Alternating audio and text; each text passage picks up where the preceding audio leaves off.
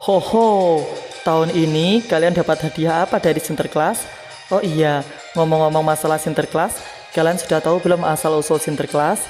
Kalau kalian belum tahu, yuk bareng-bareng kita jelajahi.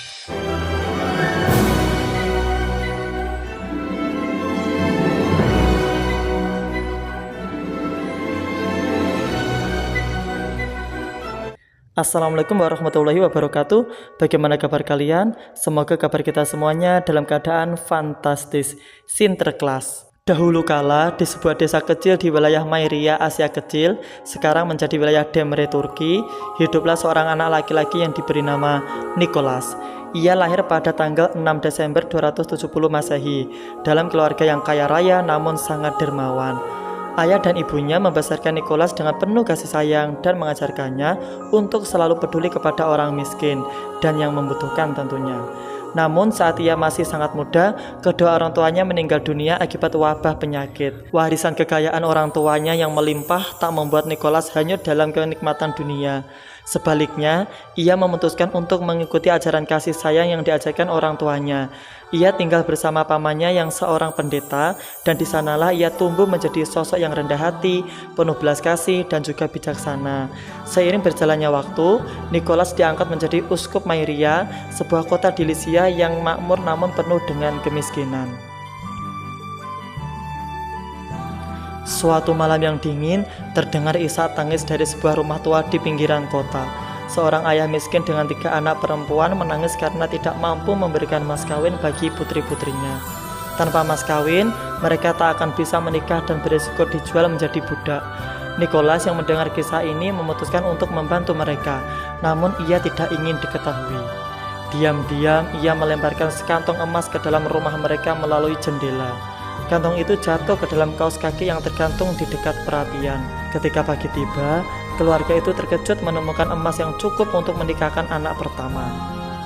Kebaikan ini dilakukan Nicholas sebanyak 3 kali, hingga akhirnya seluruh anak perempuan itu bisa menikah dengan layak.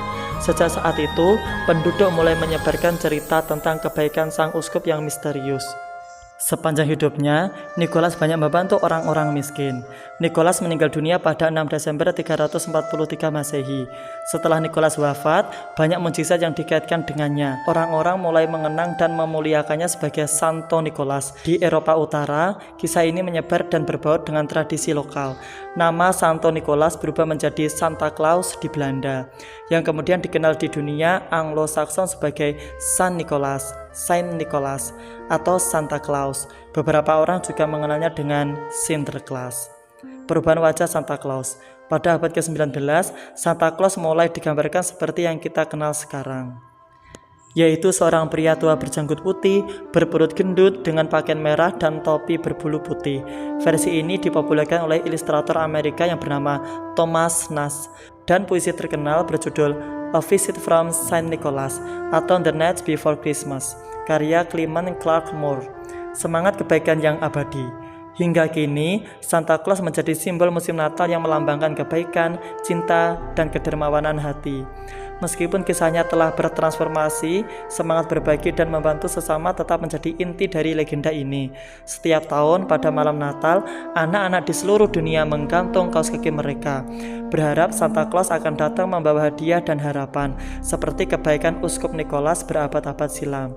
Dan begitulah asal-usul Santa Claus, pria yang dengan senyap menaburkan kebahagiaan di malam yang dingin, membawa hangatnya cinta ke dalam hati yang membeku, membantu tapi tidak perlu pamer, membantu tanpa ingin diketahui banyak orang. Semoga kita semuanya, entah dari agama apa, semoga kita semuanya bisa menjadi orang yang dermawan, membantu banyak orang, tetapi tidak pamer dan tidak ingin dilihat oleh banyak orang. Salam toleransi, semoga bermanfaat. Wallahu a'lam. Wassalamualaikum warahmatullahi wabarakatuh.